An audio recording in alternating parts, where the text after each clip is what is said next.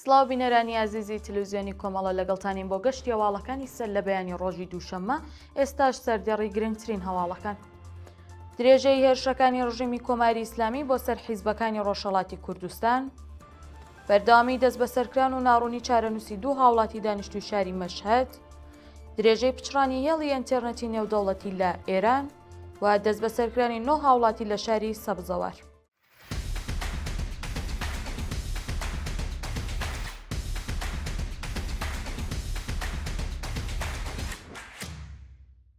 درێژەی هەواڵەکان. درێژەی هێرشەکانی ڕژیمی کۆماری ئیسلامی بۆ سەر حیزبەکانی ڕۆژهەڵاتی کوردستان. بە پێی دوایین هەواڵەکان، بارەگاکانی حیزبی کۆمەڵی زەحمەتکێشانی کوردستانی ئێران لەلایەن ڕژیمی کۆماری ئیسلامی و بۆ جارێکی دیکە هێرشکرایە سەری. بە پێی وێنانەی کە بە دەستمان گەیشتون، بارەگاکانی ئەو حیزبە بە 3 موشک لەلایەن سوپای پاسدارانەوە بە ئامانجگیراوە. شایانی باسە کە تا کاتی داڕشتنی ئەم هەواڵە زانیاریەک سەبارەت بە ڕێژەی زیانەکان بە دەستمان نەگەیشتون. بەردەوامی دەست بەسەرکران و ناڕوونی چارەنووسی دوو هاوڵاتی دانیشتووی شاری مەشهەد. بە پێی راپۆرتەکان، دوو هاوڵاتی دانیشتووی شاری مەشهەد سەرەڕای چەندین مانگ لە دەست بەسەرکرانیان هێشتا چارەنووسیان دیار نییە. راپۆرتەکان ئاماژە بەوە دەکەن کە ئەو دوو هاوڵاتیە بە ناوەکانی مێلیکا خاوەری خوڕاسانی و مینا زارعی ڕێکەوتی دەی ڕەشەمەی 1404 هەتاوی لەلایەن هێزە ئەمنیەکانی ڕژیمی کۆماری ئیسلامیەوە دەست بەسەر و ڕەوانی گورتورخانەکان کراون. شایانی باسە کە سەرەڕای بە دوواداچوونی بنەماڵەکانیان لەسەر دۆخی تەندروستی و شوێنی ڕاگررتنیان تا کاتی داڕشتنی ئەم هەواڵە زانیاریەک لە بەردەستدانی و لە مافی دەستڕاگەیشتن بە پارێزەری سەربەخۆ بێبەشکراون. درێژەی پچڕانی هێڵی ئینتەرنەتی نێودەوڵەتی لە ئێران. بە پێی راپۆرتی گەیشتوو، هێڵی ئینتەرنەتی نێودەوڵەتی لە ئێران بۆ ماوەی زیاتر لە 1704 کاتژمێرە کە داخراوە و هاوڵاتیان پەیوەندیان لەگەڵ دەرەوەی وڵات نییە. بە وتەی سەرچاوە ئاگادارەکان، هاوکات لەگەڵ داخرانی هێڵی ئینتەرنێت بۆ ماوەی لانیکەم 72 ڕۆژە زۆربەی پیشە ئۆنلاینەکان لە ئێران بە تەواوەتی لە ناوچوون و ئەمەش بۆتە هۆی قەیرانێکی گەورەی ئابووری لە کۆمەڵگەدا. لە هەمان کاتدا چالاکان و ڕێکخراوەکانی مافی مرۆڤ ئاماژە بەوە دەکەن کە ڕژیمی کۆماری ئیسلامی هاوکات لەگەڵ داخستنی هێڵی ئینتەرنێت بە شێوەیەکی بەرچاو گوشاری بۆ سەر چالاکانی مەدەنی و سیاسی بەرزتر کروێتەوە و ژمارەی زۆر لە شارۆمەندانی دەست بەسەر کراوە.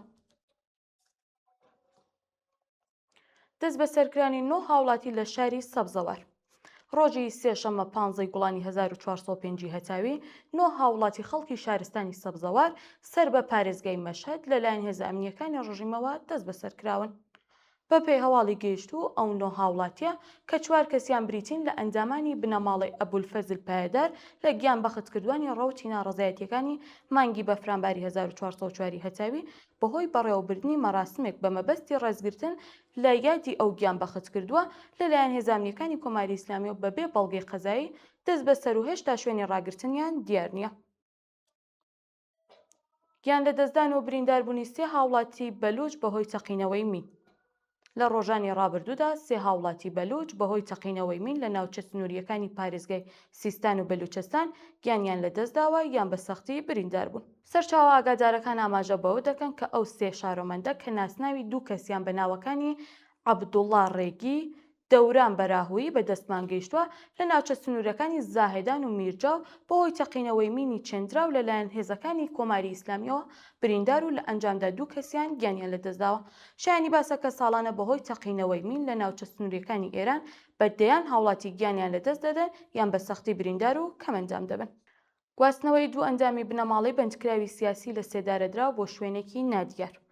لە ڕۆژانی ڕابردوودا دوو ئەندامی بنەماڵەی ئەکبەر دانشوەرکار بەندکراوی سیاسی لە سێدارەدراوە و ڕاگیراو لە زیندانی قەرچکی وەڕامین ڕەوانەی شوێنێکی نادیار کراوە. بە وتەی سەرچاوەکانی هەواڵ، ئەو دوو شارۆمەندە بە ناوەکانی ئەکرەم و عەزەم دانشوەرکار ڕێکەوتی 17 گوڵانی 1405 هەتاوی لەلایەن هێزە ئەمنیەکانی ڕژیمی کۆماری ئیسلامیەوە ڕەوانەی شوێنێکی نادیار کراون و سەرەڕای بە دوواداچوونی بنەماڵەکانیان لەسەر شوێنی ڕاگررتنیان تا کاتی داڕشتنی ئەم هەواڵە زانیاریەک لەبەردەستدا نییە.